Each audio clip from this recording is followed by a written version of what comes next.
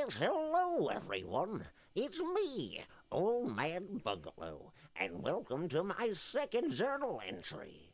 So as you can see, I am alive and well, certainly not buried in the woods. Grandpa's using the green screen technology again. As we continue to reflect on my life, I'm reminded of another story.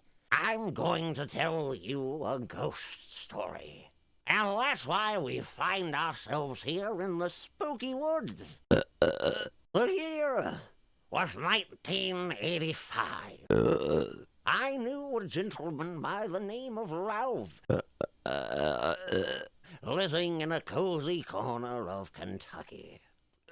Now, Ralph was a little bit of a loner. Didn't have many friends, that guy. You see, Ralph was a simple man. Day in and day out, all he cared to do was tend to his rutabaga growing in the basement. Ralph would sit for hours in the dark, listening to his rhubarb grow, looking at his own reflection in the pool growing at his feet, leaking from the air conditioner unit. Anyone else's mouth tastes like butterscotch. Sometimes, however, Ralph needed to go into town to buy supplies to keep his rhubarb growing.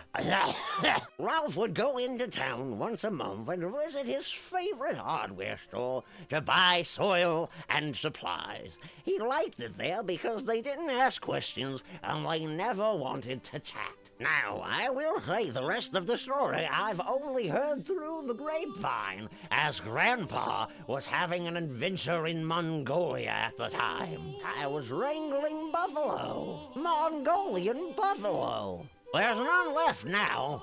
I wrangled them all.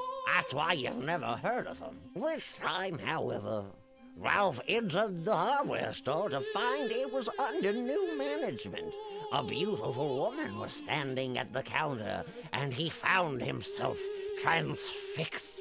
Ralph went about his business, picking up what he needed, grabbing things he didn't need, looking over the shelves just to catch a glimpse of her beauty. I'm eating a sandwich while I'm fucking your grandma! And when he reached the counter, he was struck speechless by her eyes. So blue, like a bowling ball that just got a strike. And now you're seeing that little thing up there on the screen. That's a bunch of dancing bowling pins. And they're saying, whoop-de-doo, you did it. Anywho, Ralph opened his mouth to speak, but before he could even utter a single word, she spoke before him and said, "You're Ralph, aren't you?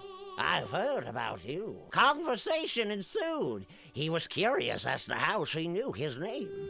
He asked her questions. She gave him answers. She asked him questions. He dodged those questions because he was a private man.